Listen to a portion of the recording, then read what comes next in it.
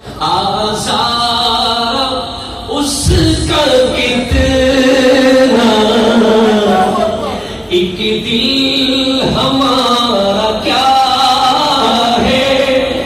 आज़ारा उसका कितना, अरे तुमने तो चलते फिरते, तुमने तो चलते फिरते मुर्दे जिला दिए हैं। उनकी महक में दिल के गुंजे खिला दिए हैं। जिस राह चल गए हैं कुछे बसा दिए। फरमा रहा है अल्लाह क्या जहन्नम अब भी न सर्द होगा। अल्लाह जहन्नम की एखोनो ঠান্ডা হবে না, जहन्नम की एखोनो জ্বলতে থাকবে। अल्लाह क्या जहन्नम अब भी न सर्द होगा। अरे रो रो के मुस्तफा ने, रो रो के मुस्तफा ने दरिया बहा दिए हैं। उनकी महक में दिल के गुंजे खिला दिए हैं। और आने दो या डुबो दो, মন চাই আসতে দে, মন না চাইলে ডুবিয়ে দেবে। अब तो तुम्हारी जाने, আমরা তো আপনার দিকে চেয়েছি ইয়া রাসূলুল্লাহ। आने दो या डुबो दो, अब तो तुम्हारी जानिब। आने दो या डुबो दो, अब तो तुम्हारी जानिब। कश्ती तुम ही पे छोड़ी, कश्ती तुम ही पे छोड़ी, लंगर उठा दिए हैं। उनकी महक में दिल के गुंजे खिला दिए हैं। और मुल्के सुखन की शाही, सुभान अल्लाह। एक पथार राज्य बादशाह अहमद रजा, मुल्के सुखन की शाही तुमको रजा मुसल्लम।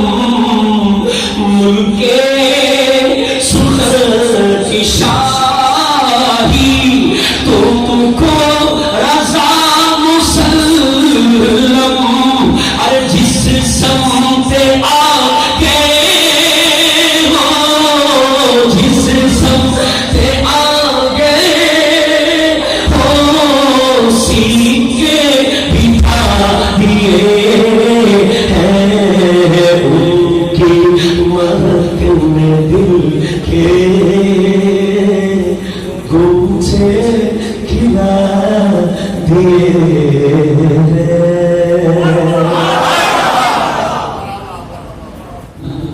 আমার নবীর শানে নাত রাসূল গাইতেন মুস্তাফা জানে রহমতের চেহারা দেখে দেখে বলতেন ওয়া আহসানু মিনকা লাম তারাকাতু আইনি। Oh my dear prophet, I didn't see such an incomparable beauty like you. आप जैसे हसीन और जमील मेरे आंखों ने कभी नहीं देखा। वो अजमलु मिनका लम तलिदिन निसा, आप जैसे हसीन और जमील कोई माँ ने पैदा नहीं किया। খুলিকতা মুবাররাআন মিন কুল্লি আইবিন। You are the faultless creation of Allah. Allah আপনাকে সমস্ত দোষ থেকে খালি করে পাঠিয়েছেন। কাআন্নাকা কদ খুলিকতা কামা তাশা, क्योंकि जैसे आपने चाहा, जैसा आपका मर्जी था, যেমনটা আপনি নবী চেয়েছিলেন আল্লাহ তেমন করেই আপনাকে বানিয়েছেন। আল্লাহ হযরত বলেন লব ফুল দহন ফুল সকল ফুল বদন ফুল, আমার নবীর আপাকে মস্তক ফুলের বাগান। এই কথা যখন বলতেন হাসান, আমার নবী হাসান ইবনে সাবিতকে মিম্বর বানিয়ে দিয়েছেন। সুবহানাল্লাহ। জলিলুল কদর সাহাবায়ে কেরাম, আফজালুল বাশার বাদাল আম্বিয়া, সিদ্দিক আকবর রাদিয়াল্লাহু তাআলা মুরিদ ও মুরাদে মুস্তাফা, মাহবুব ও মুহিব মুস্তাফা, ফারুক আযম রাদিয়াল্লাহু তাআলা, উসমান যুন্নুরাইন রাদিয়াল্লাহু তাআলা, এরকম জলিলুল কদর সাহাবা বসে বসে শুনতেন আর মিম্বরে হাসান গাইতেন। সেজন্য আপনারাও সারদা সকলকে আবারও সালাম দিচ্ছি। আসসালামু আলাইকুম ওয়া রাহমাতুল্লাহি ওয়া বারাকাতুহু।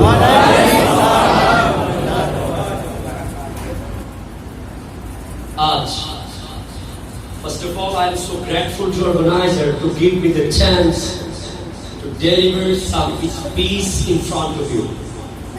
আজকে আমার সর্বোচ্চ কৃতজ্ঞতা প্রকাশ করার দিন, কারণ এই নিয়ামত সম্পর্কে আমি অবগত ছিলাম না। আমি মনে করেছিলাম কায়েতটুলিতে একটা খানেকা আছে, অন্য 10টা খানেকা শরীফ যেমন এটাও তেমন, কিন্তু না, এই খানেকা আসার পর থেকে এখন পর্যন্ত আমি নিজের মধ্যে স্থির হতে পারি নাই। এখানে এমন কিছু নিয়ামত তাবরুক আছে যেগুলো চট্টগ্রামের মানুষ পেলে মাথার উপর থেকে নিচে নামাতে হবে। আল্লাহু আকবার। কত বড় সৌভাগ্যবান আপনারা যে আল্লামা সিরিকুটি রাহমাতুল্লাহি আলাইহি দাদা হুজুর কিবলার আসন এখানে আছে, মানে দাদা হুজুর এখানে আছেন, গৌসে জামান এখানে আছেন, মুর্শিদ কিবলা এখানে আছেন, এতে কোনো সন্দেহ নেই। আপনারা অত্যন্ত সৌভাগ্যবান। আমি আল্লাহর দরবারে লক্ষ কোটি শুকরিয়া আদায় করছি যে রব্বুল আলামিন আমার মতো অথমকে পছন্দ করেছেন আজকের প্রোগ্রামের জন্য।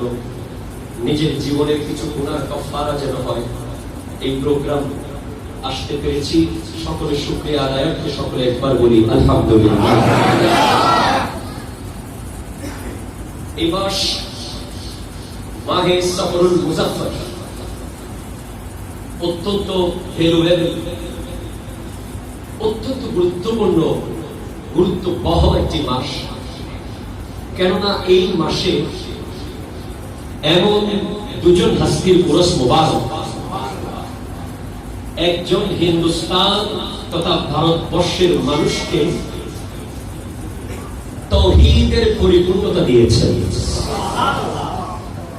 আরেকজন এই হিন্দুস্তানের মানুষকে রিসালাতের পরিপূর্ণতা দিয়েছেন। এই ভারতবর্ষের দুটো আক্রমণ হয়েছে, সবচেয়ে বড় আক্রমণ।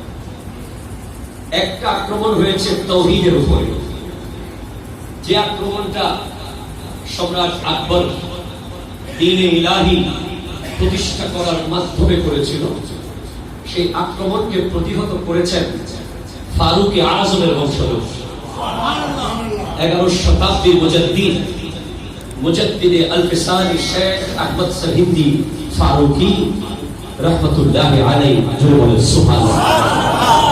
এখানে কিতাব পড়ে আলেম হওয়ার চেয়ে নজরে বেশি আলেম, কথা বলেন না ঠিক কি না? আমাদের সিলসিলার মূলে যদি আমরা যাই, আমরা দেখি without any kind of institute, কোন ধরনের প্রতিষ্ঠান ছাড়াই 30 পারা মজমুআয়ে সালাওয়াতে রাসূল লিখেছেন এই দরবারের শেখ। সুবহানাল্লাহ। সেজন্য এই দরবারের মুরিদিন, মুহিব্বিন, মুতাআল্লিকিনদের নজরের মাধ্যমে এমন এলম এসে যায়। আল্লাহ কবুল করুক, আমিন। আমি একটি হাদিস তিলাওয়াত করেছি, সেখান থেকে শুরু করি। আমার নবীজি বলেন, ইন্নাল্লাহা ইয়াবআসু লিহাযিহি উম্মতি আলা রাসি কুল্লি মিয়াতি সানাতিন মান ইউজাদ্দিদু লাহা দীনাহা।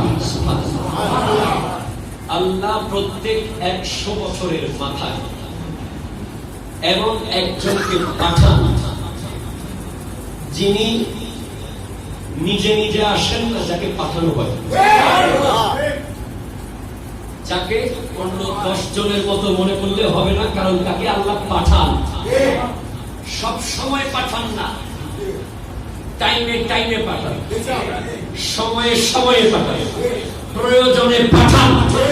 যখন দেখেন যে আল্লাহর দ্বীনের উপরে বাতিল ফিতনার আক্রমণ শুরু হয়ে গেছে, চতুর্মুখী আক্রমণ, উম্মত বিভ্রান্তির মধ্যে পড়ে গেছে, কোন দিকে যাব?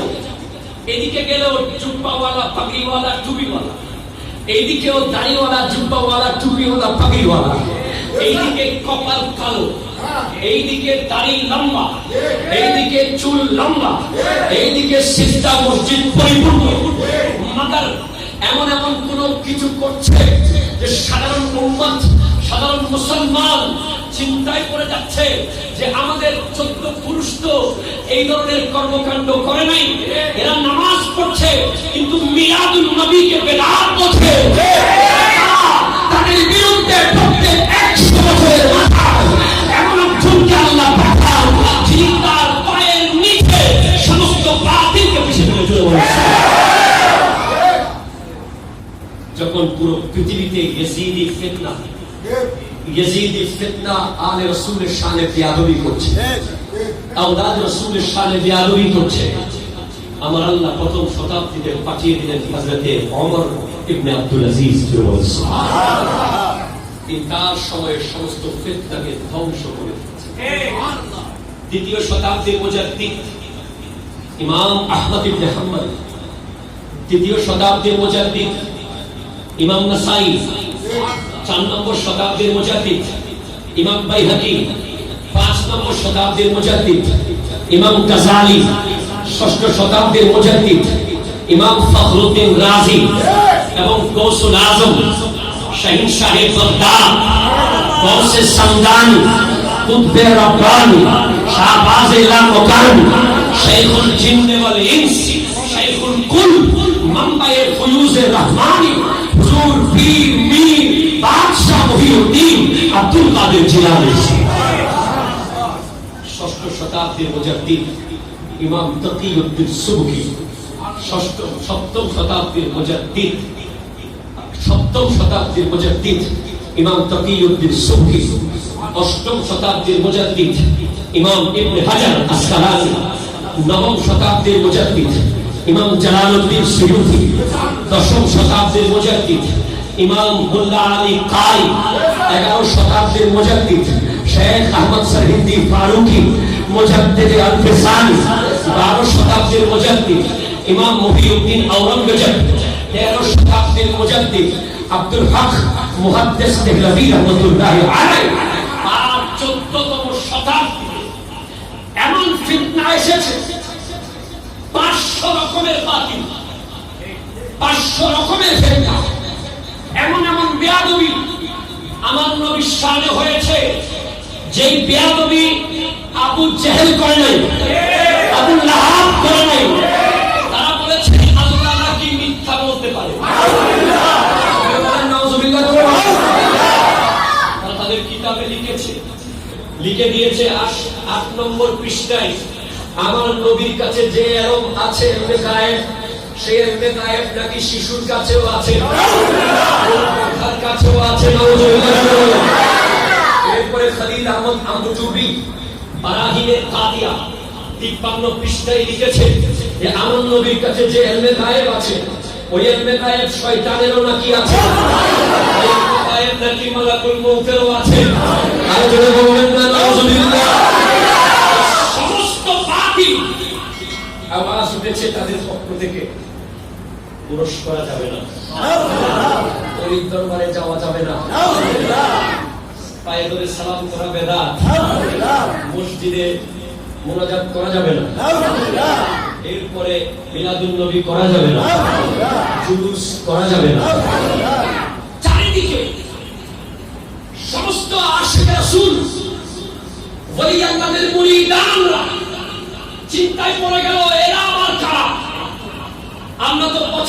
বছর গৌসে পাকের লস্করে আসতেছি, ইয়া গৌস আল মাদাদ, ইয়া জওহর আল মাদাদ, ইয়া মুঈন আল মাদাদ, একটু সাহায্য করুন।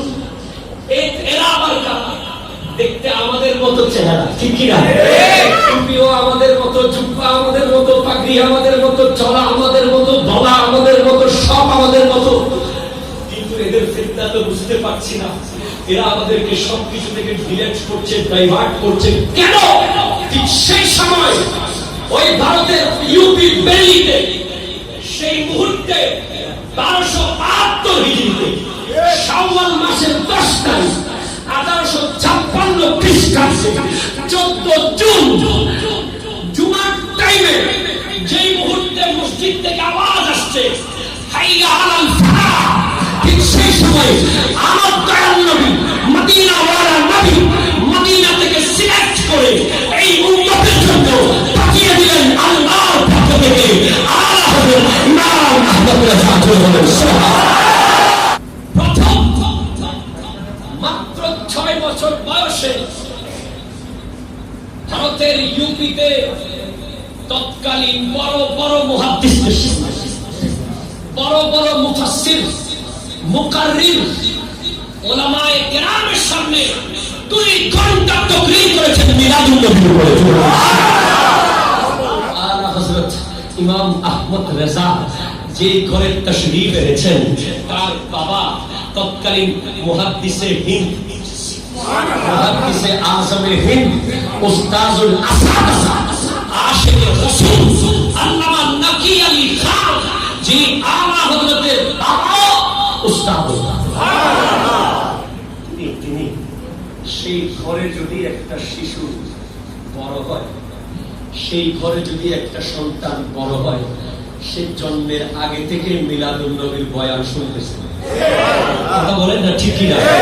যেভাবে গৌসে পাক মায়ের পেট থেকে 18 পার হাফেজ, সুবহানাল্লাহ বলেন। আমার মুর্শিদ করিম বাবা হুজুর কিবলা গৌসে জামান আল্লামা তৈয়ব শাহ কিবলা কাবা, যিনি মাত্র 2 বছর বয়সে পীরের সবক নিয়েছেন, যিনি মাত্র 6-7 মাস বয়সে পীরের কথা শুনেছেন, কারণ তিনিও যেমনে তেমনি আসেন নাই, আনা হয়েছে। বলেন না, 14 শতাব্দীর মুজাদ্দিদ আর 15 শতাব্দীর মুজাদ্দিদ আল্লামা সৈয়দ মুহাম্মদ কথা বলেন, ঠিক কি না? কারণ তিনারা আসেন না, আনা হয়, পাঠানো হয়, মুজাদ্দিদদেরকে পাঠানো হয়।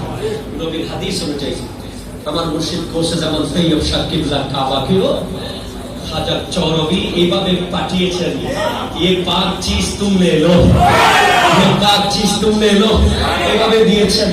তো আলা হযরত কিবলা ওই ঘরে বড় হয়েছেন, ওনার নাম দিয়েছেন আজানি নাম, আজানি।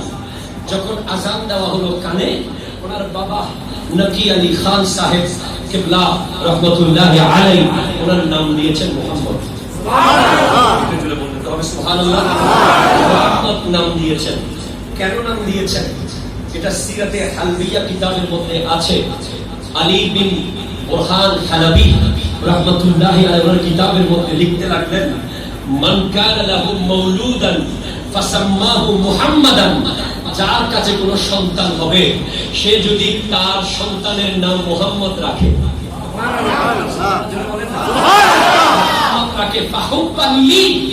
আমি নবীর ভালোবাসায় ফাতাবাররুকান লিইসমি, ফাতাবাররুকান বিইসমি, আমার নাম থেকে বরকত হাসিল করার জন্য কানা হুয়া ওয়া মাউলুদুহু ফিল জান্নাহ ইয়াউমাল কিয়ামাতে বিগাইরি হিসাব, যে ব্যক্তি তার সন্তানের নাম আমার নামে মুহাম্মদ রাখবে, নাম থেকে বরকত হাসিল করার জন্য, তার জন্য কিয়ামতের মাঠে আমি আল্লাহ বিনা হিসাবে জান্নাত নিশ্চিত করে দেব। আলা হযরতের নাম রাখা হলো সুবহানাল্লাহ। এরপরে ওনার দাদা রেজা আলী খান অনেক বড় আল্লাহর ওলি ছিলেন, তিনি নাম রেখেছেন আহমদ রেজা। ওই ঘরের জন্ম নেওয়া সন্তান 6 বছর বয়সে 2 ঘন্টা তাকরীর করলেন মিলাদুন নবীর উপরে।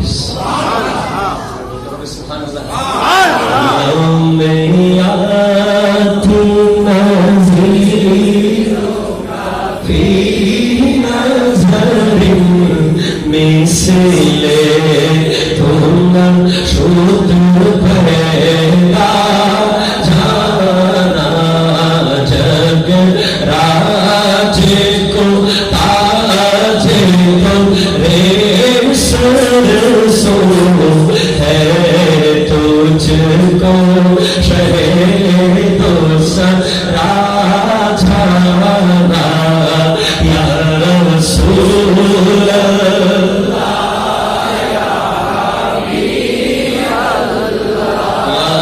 रसूल अल्लाह या हबीब अल्लाह अल बहर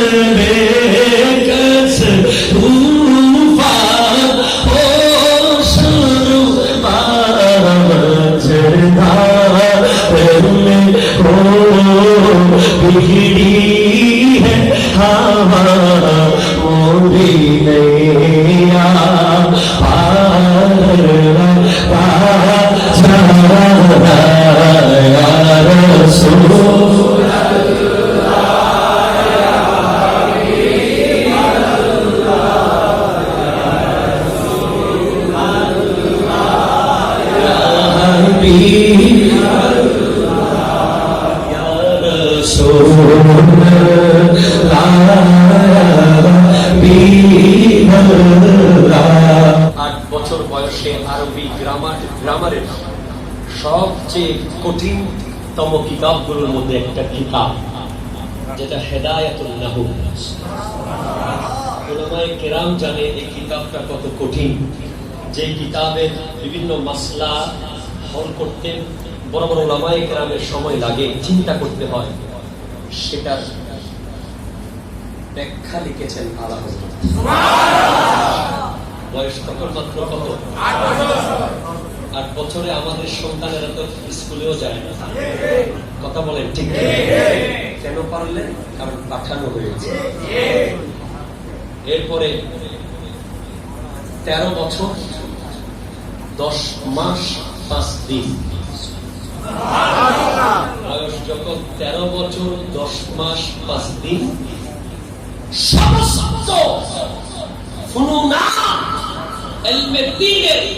কোরআন সুন্নাহর সমস্ত কিতাব হল করে নিয়েছেন আলা হযরত। 13 বছর 10 মাস 5 দিন বয়সে যিনি ফতোয়া লিখেছেন তিনি আলা হযরত। এরপরে বয়স যখন 22 বছর, প্রথম আলা হযরতের মনে হলো যে আমার একজন পীর দরকার। তিনি জানতে পারলেন যে মারহারা শরীফের মধ্যে একজন আলে রাসূল আছে। এখানে নকতা আছে, আলা হযরতের পীর, পীরের তরিকত, আবার আওলাদ রাসূল। আর মসলকে আলা হযরতের পীর, পীরের তরিকত, আবার আওলাদ রাসূল। আলা হযরত আওলাদ রাসূলের ব্যাপারে এত বেশি সচ্ছাদ ছিলেন, এত বেশি সিরিয়াস ছিলেন, আওলাদ রাসূলের শান সম্পর্কে এত চিন্তিত থাকতেন যে কোনো কিছু গন্ডগোল হচ্ছে কিনা। তিনি গৌসে পাক শাহিনশাহ বগদাদের শানে লিখেছেন, वाह क्या मर्तबा ए गौस है वो आला तेरा है আব্দুল কাদের জিলানী। আপনার মর্তবা কোথায়?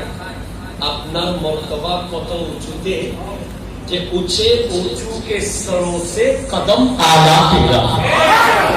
বড় বড় রাজা বাদশার মাথার উপরে আপনার কদম, বড় বড় শাহিনশাহ মাথার উপরে আপনার কদম।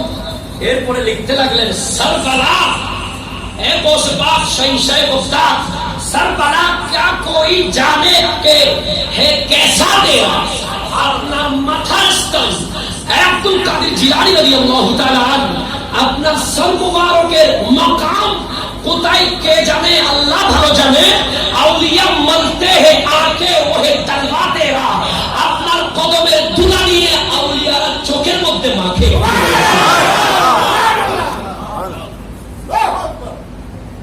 এরপরে যা লিখছেন আমি আগে বলেছি, আপনারা শুনেছেন, দিলের তাকাজা শুনতে হবে, কারণ গৌসিয়া কমিটির ভাইদের জন্য স্পেশাল লিখেছেন।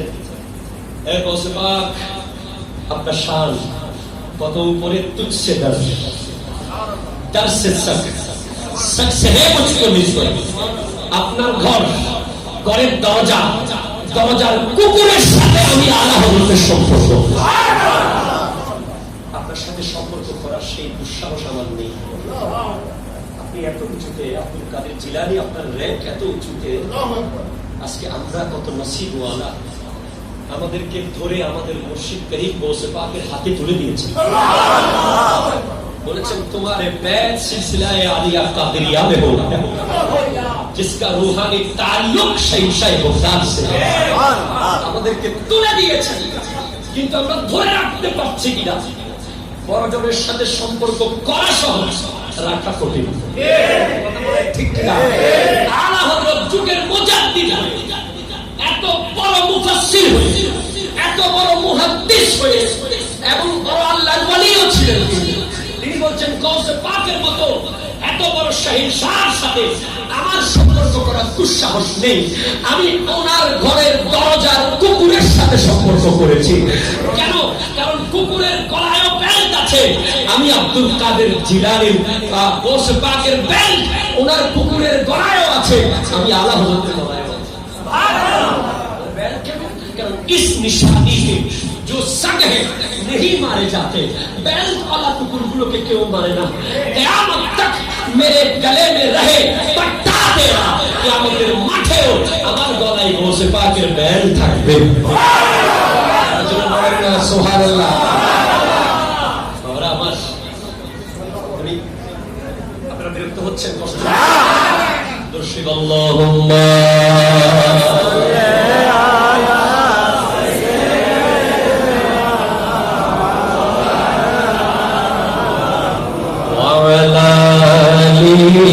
سيدنا الله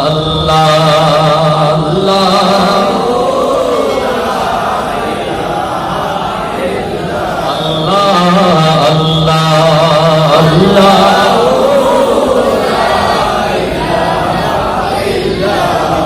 চলে বলেন সুবহানাল্লাহ বলেন।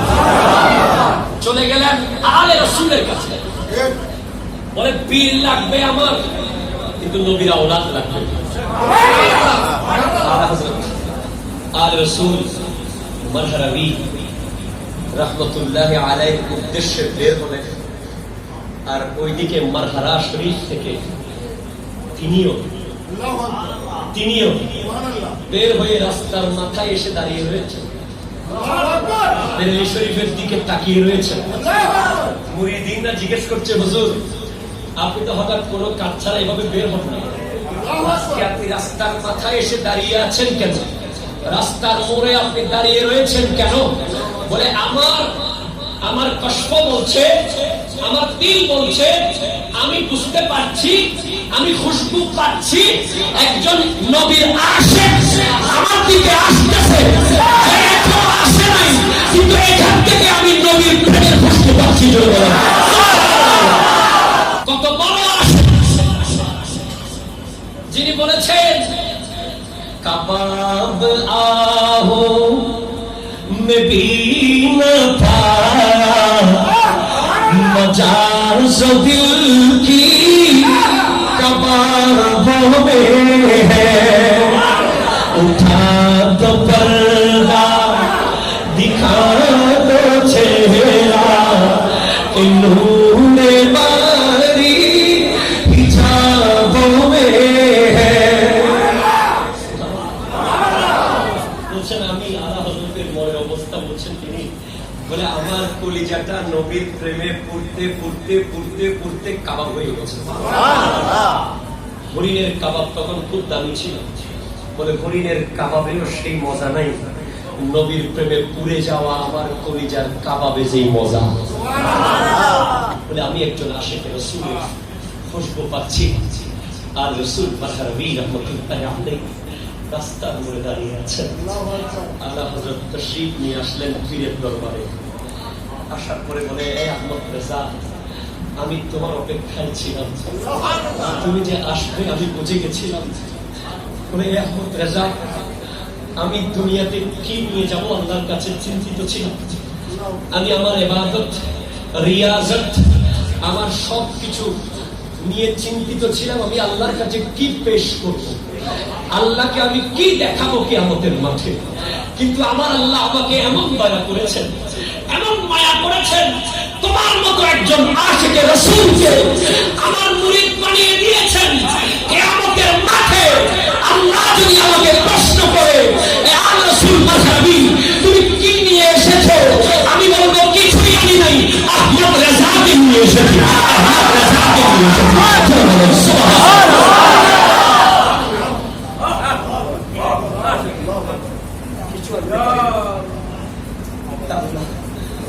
আপনার জন্য আহমদ রেজাকে নিয়ে এসেছি। পুরো দুনিয়া জানে মুরিদরা পীরের সুনাম করে, কথা বলেন ঠিক কিনা? মুরিদের কাজ হলো পীরের গুণগান করা। এটা নিয়ম, একটা সিস্টেম, এটা বাস্তব। ছাত্রের কাজ হলো উস্তাদের সম্মান করা, উস্তাদের গুণগান করা। আর আলা হযরত এমন এক ছাত্র যার গুণগান করতেন স্বয়ং উস্তাদেরা। এমন এক মুরিদ, পীরের দরবারে কোন মুরিদ যদি যায়, সুবহানাল্লাহ বলেন। এখন তো বাংলাদেশে আপনারা দেখছেন কত দরবার আছে, সমস্ত হক দরবার, আহলে সুন্নাত ওয়াল জামাতের উপরে যত দরবার আছে তাদেরকে আমরা সম্মান করি, কথা বলেন ঠিক কি? কিন্তু আমি একটা কথা বলবো, আপনারা আগামীবার দাওয়াত দিলেন না দিলেন না, আমি সবখানে বলি, আমি অনেক গবেষণা করে দেখেছি যে এই দরবার কেন শ্রেষ্ঠ।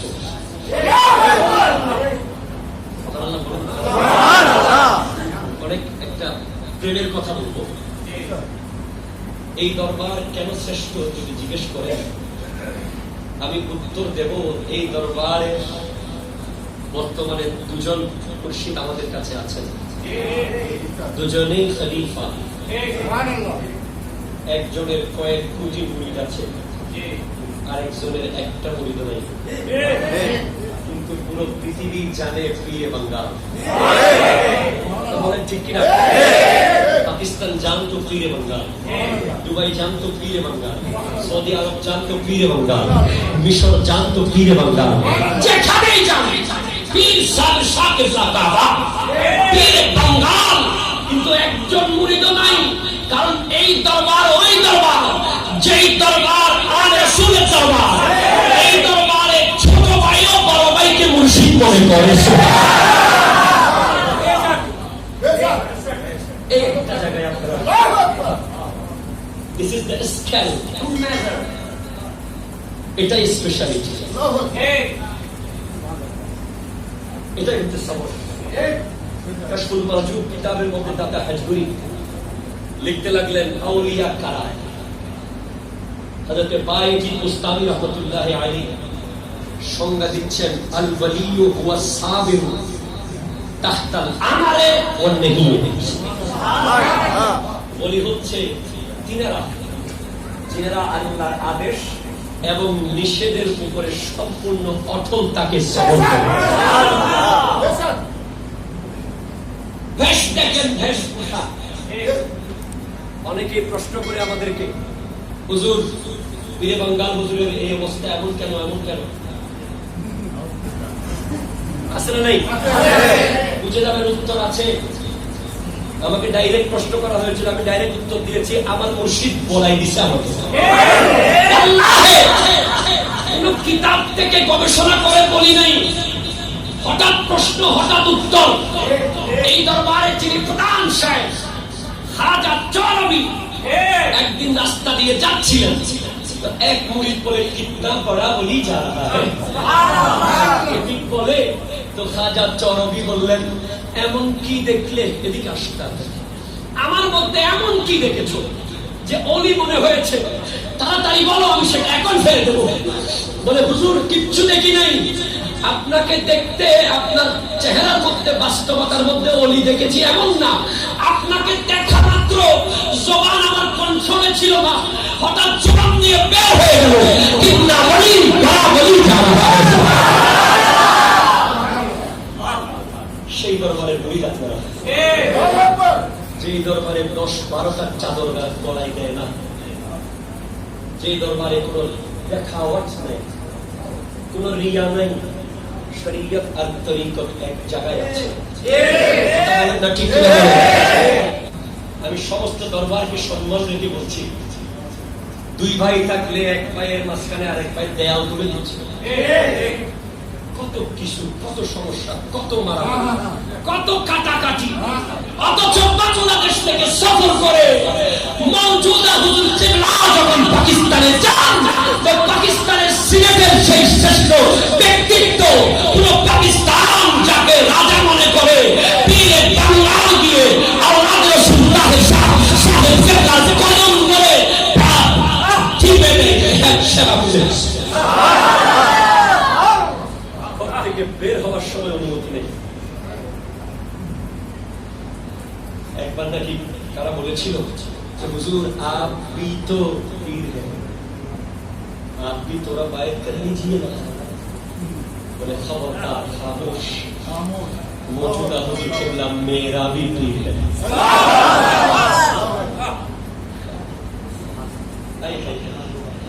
কোন দরবারে আছেন জানেন?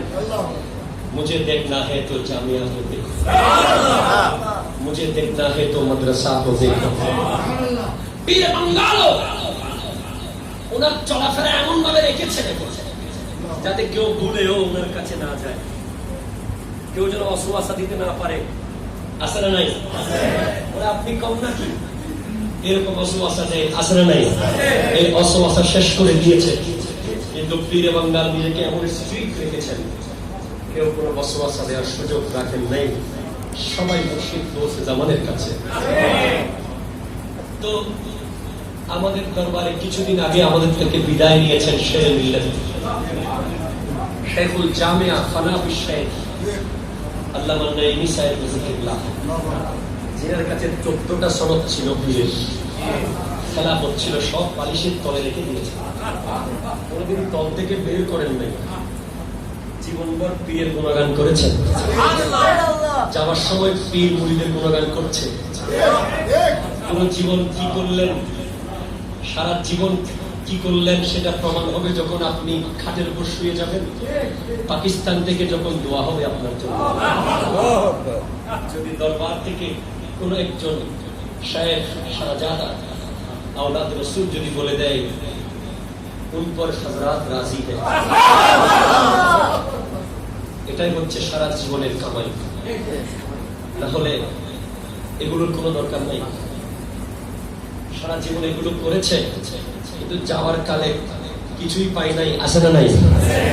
আবার সারা জীবন এগুলো করেছেন, যাওয়ার সময় মুর্শিদের সনদ নিয়েছেন। যাই হোক, যেটা বলতে চাচ্ছিলাম,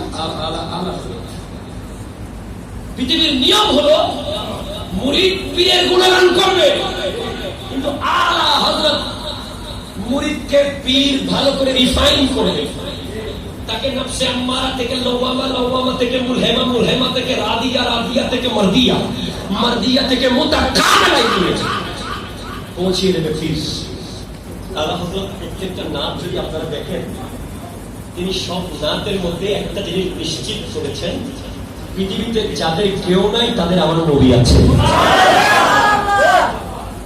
পৃথিবীতে যাদের কেউ নাই তাদের কে আছে? আমার নবী আছে। এই ব্যাপারটা আলা হযরত তার প্রত্যেকটা নাতের মধ্যে নিশ্চিত করেছেন। যেভাবে আপনারা জানেন আমার শাহিন শাহের সিরিকুটের ওসিলায়, আল্লামা সিরিকুটি কিবলা কাবার ওসিলায় আজকে বাংলাদেশ আলা হযরতকে চিনেছে। কথা বলেন না ঠিক কি না? তাহলে এই খাজিনা, এই খনি, এই দরিয়া, এই সমুদ্র, এই পাহাড়, এই ইশক, এই মোহাব্বত আমার বাংলাদেশের মানুষ পেত না। আমার শাহিন শাহের সিরিকুট জামিয়ার মাঠে জারি করে দিয়েছেন, গমজদো কোরেজা মুশতাদি জিগ হে বেকসো आसा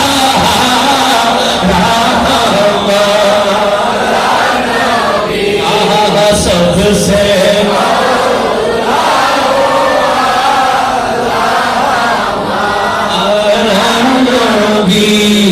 सबसे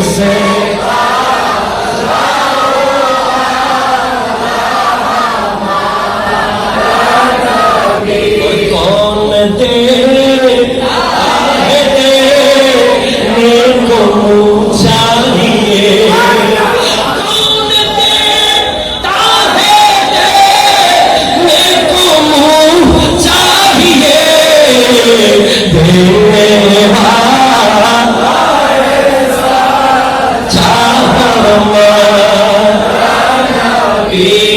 सबसे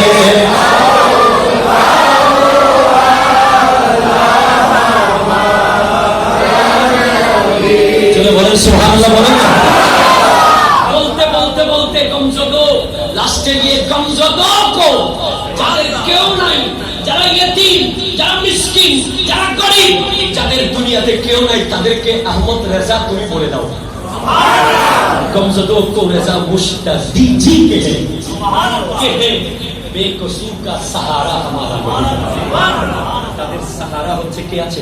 আমার নবী। আমার নবী আর হযরত এই নাতে বলতে লাগলেন জুমরে মক্কা তাঈদ ওই যে হাজি ও আবু শাহিন শাহ কা রওজা দেখো। এই নাতের মধ্যে বলতে লাগলেন মক্কা শরীফের জুমার নামাজ ঈদ ছিল। মক্কা শরীফের জুমার নামাজ ঈদ ছিল কাদের জন্য? আহলে ইবাদত কে, যারা আল্লাহর প্রিয় বান্দা, যারা রাত দিন 24 ঘন্টা ইবাদত বন্দেগীতে মশগুল থাকে তাদের জন্য মক্কা শরীফের জুমার নামাজটা ঈদের দিন ছিল। কিন্তু যারা মুজরিম, যারা গুনাহগার, যারা খাতাকার, যারা সিয়াকার তাদের ব্যাপারে আলা হযরত বলতে লাগলেন মুজরিমো आओ यहाँ, হে গুনাহগারেরা চলো চলো চলো মদিনাতে চলো, ঈদের দুশমনা দেখো। মদিনায় গিয়ে আমার নবীর মিলাদুন নবীর ঈদ